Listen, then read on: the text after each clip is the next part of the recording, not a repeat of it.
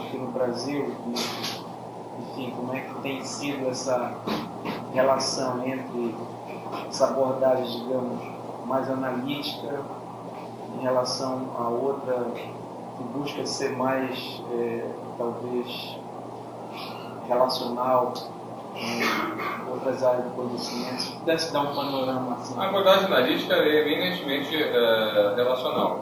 Eu chamei a atenção para isso, porque as interfaces da arquitetura com mecânica de fluidos, com a parte hidrológica, com a parte estrutural, são cada vez maiores. Quais você acha? Aí eu já não diria, porque aí eu não estou falando de interface de forma. Eu acredito que os arquitetos perderam muito, ou se perderam muito nessa amizade com as ciências sociais, com a história. Tanto é que se distanciaram eminentemente nessa incursão da forma. Quando eu falo dessas virtudes analíticas de parceria com essas outras áreas, eu falo de virtudes da forma. Ou seja, eu não abandono a forma para discutir essa forma sob o ponto de vista de outro corpo de conhecimento.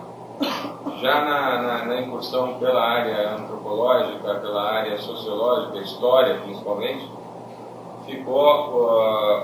os arquitetos foram meio que levados a adotar metodologias de historiadores, não de arquitetos, onde a configuração do objeto deixou de ser importante.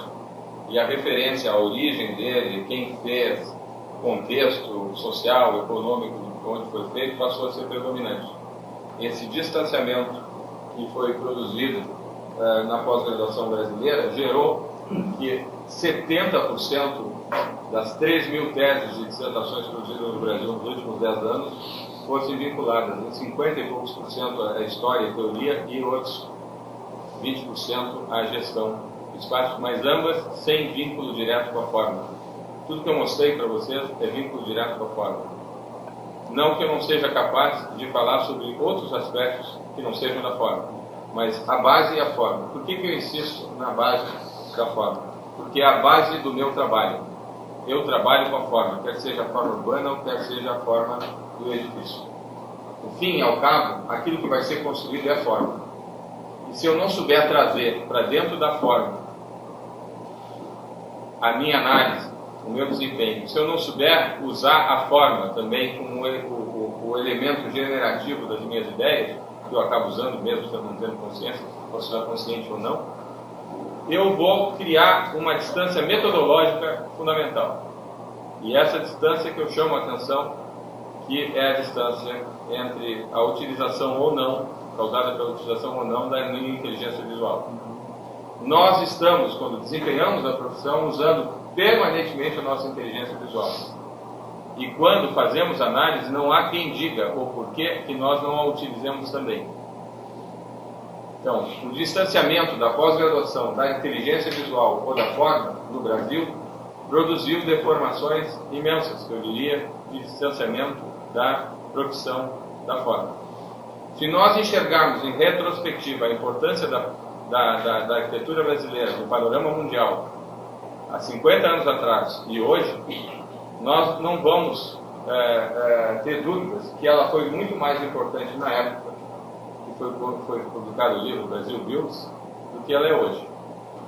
As figuras que nós veneramos hoje não são jovens arquitetos como são na Europa ou nos Estados Unidos, principalmente na Europa, mas são os nossos grandes ícones, porque esses caras, esses grandes ícones, eles emergiram de uma discussão conceitual sobre a arquitetura, onde Le Corbusier foi uma figura determinante, Mies van der Rohe foi outra, Frank Lloyd foi outra.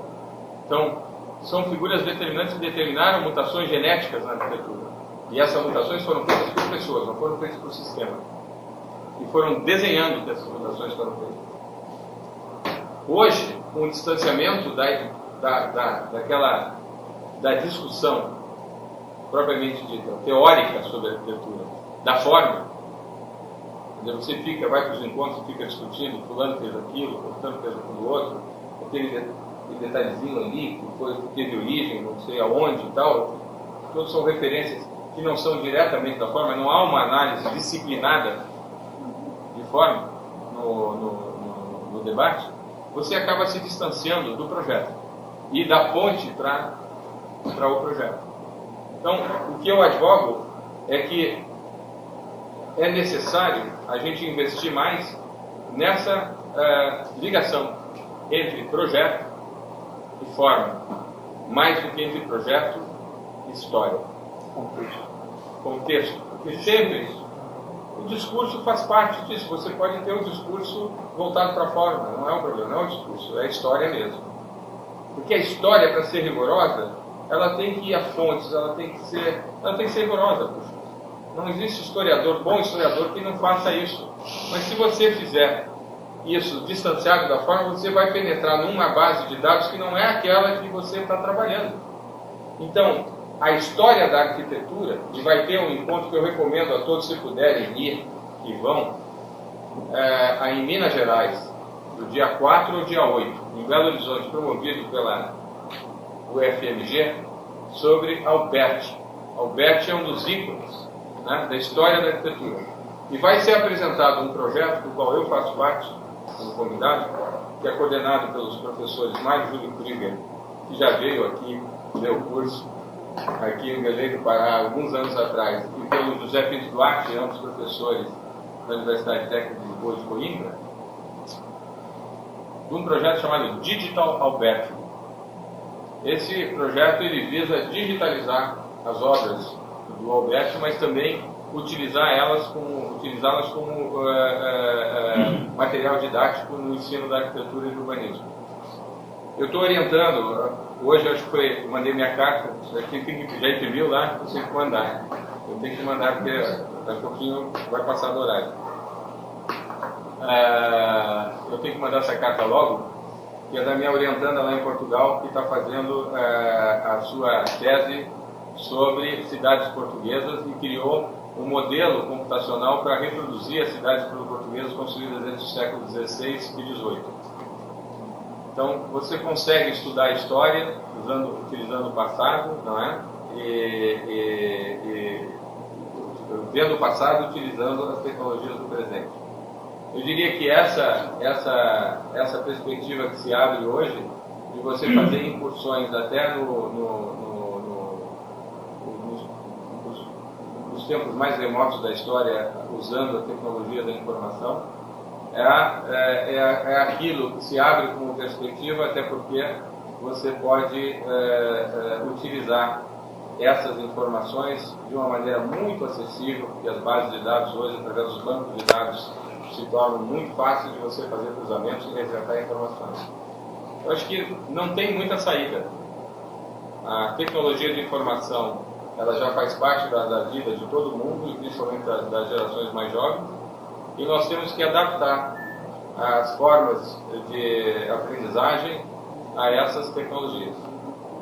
Eu acho que, e no que diz respeito à arquitetura, sem dúvida nenhuma, adaptar